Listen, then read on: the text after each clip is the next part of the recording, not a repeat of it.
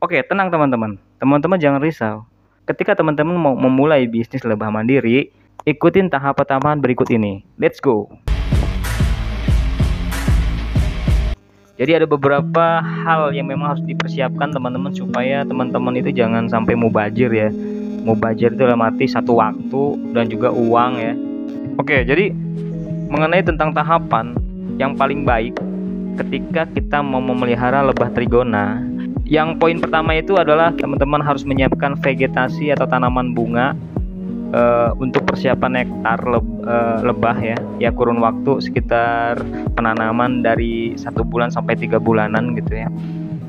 Terus sampel tanaman ini adalah seperti kayak tanaman tuba beras gitu, terus kaliandra, jenis air mata pengantin dan lainnya. Terus mengapa saya menyarankan untuk menyiapkan vegetasi tanaman bunga dulu ya teman-teman. Kemarin itu sempat ada yang calling ke saya gitu, mau membeli setup lebah.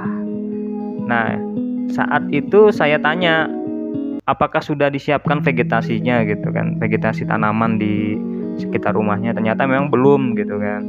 Ya sebenarnya sah-sah aja untuk membeli setupnya dulu ya sebelum vegetasinya, tapi kasihan sama lebahnya gitu. Ya bisa aja sih mungkin lebah mengambil nektar bunga dari tanaman sebelah ya, tetangga atau apapun gitu ya. Cuman alangkah baiknya ketika teman-teman sudah mempersiapkan vegetasinya, jadi teman-teman juga nggak merasa risau dengan teman-teman sudah mengeluarkan uang biaya ternak lebah itu efektif gitu. Jadi jangan sampai sia-sia kita udah mengeluarkan uang tapi ternyata gara-gara kita belum menyiapkan bunganya, akhirnya kan gagal lagi nanti. Bisa jadi lebahnya itu tidak betah atau lebahnya juga karena kurang pakan ya, madunya tidak ada, koloninya tidak bisa bertahan nanti kalau nggak punya tanaman bunga ya, karena memang faktor bunga ini sangat penting gitu untuk pakan mereka ya. Jadi poin pertamanya itu ya teman-teman, jadi sebaiknya teman-teman sebelum memelihara lebah adalah siapkan vegetasi tanaman bunganya. Terus poin kedua adalah siapkan vegetasi tanaman yang mengandung getah teman-teman. Nah ini sangat penting juga kalau tadi bicara tentang vegetasi tanaman yang mengandung nektar bunga ya, yang bahkan dipakai untuk asupan madunya di lebah tersebut. Nah kalau ini siapkan tanaman yang mengandung getah teman-teman. Yang mengandung getah ini seperti tanaman pohon karet atau selada liar, palem merah, pohon nangka, jeruk nipis tuh bisa tuh. Jadi teman-teman kalau untuk nanam getah-getahan itu bisa nebeng lah sama istrinya atau ibu mertua gitu kan yang nanam jeruk nipis. Nah, terus ada bunga popi. Nah, saya juga belum tahu nih bentuknya bunga popi. Terus ada bunga oleander. Bener nggak sih bunga oleander ya? Nah, kalau misalkan teman-teman punya bunga oleander, itu juga termasuk bunga yang termasuk tanaman yang ada getahnya. Terus ada kelengkeng. Nah ini favorit saya juga nih. Kelengkeng ini mantap sekali, bukan buahnya aja yang mantap, tapi ya getahnya juga bisa dimanfaatkan sama lebah. Terus ada maple, pohon maple. Nah teman-teman kalau misalkan belum paham bentuknya, silakan searching di Google ya. Pohon maple, ada pohon pinus. Nah pohon pinus jangan ditanya kalau ini mah. Kalau ini rajanya getah nih. Jadi kebanyakan para peternak lebah trigona menggunakan getah pohon pinus ini untuk diperjualbelikan, yang seperti saya contohkan di video sebelumnya yang di botolan. Nah itu pakai getah pinus. Terus ada pohon cedar. Teman-teman ada yang tahu pohon cedar? Nah itu juga termasuk yang bergetah ya. Ada pohon kenari, ada kayu ulin. Oke, yang kenal kayu ulin? Oke, silakan ya dipergunakan semaksimal mungkin. Terus ada tanaman yang bergetah lainnya mungkin saya nggak sebutin ya. Ya seperti itulah teman-teman sampel dari tanaman-tanaman yang getah yang bisa membantu untuk proses pembuatan kantung madu ya di lebah itu sendiri. Terus propolis yang lainnya untuk menutupi gerbangnya, pokoknya untuk pengamanan mereka lah gitu di dalam stup lebah tersebut. Nah itu. Terus tahapan ketiga ini kita juga harus punya lokasi ya teman-teman. Nah kalau yang saya harapkan sih teman-teman itu mempunyai lokasi jauh dari perkotaan, jauh dari asap pembakaran. Sebenarnya lebih natural itu lebih disukai oleh lebah. Nah, semakin banyak aroma manusia itu bagi mereka mungkin kurang bagus ya. Manusia ini kan bagi mereka itu termasuk predator kalau menurut saya gitu. Karena ketika kita bersentuhan dengan setupnya aja itu sebenarnya kita itu udah menularkan aroma manusia ke setup lebahnya gitu. Kita sebaiknya itu berinteraksinya itu diminimalisir lah terhadap lebah. Supaya apa? Supaya lebah itu jadi betah, teman-teman. Jangan sampai gara-gara kita yang sering berinteraksi jadi lebah juga merasa terganggu.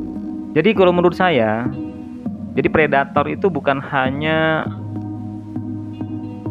hewan yang memakan lebah itu sendiri, seperti kayak cicak atau semut yang mengganggu ya. Tapi kalau misalkan manusia sering mengganggu juga kehidupan mereka, ya disebutnya predator bagi saya ya, menurut saya gitu teman-teman.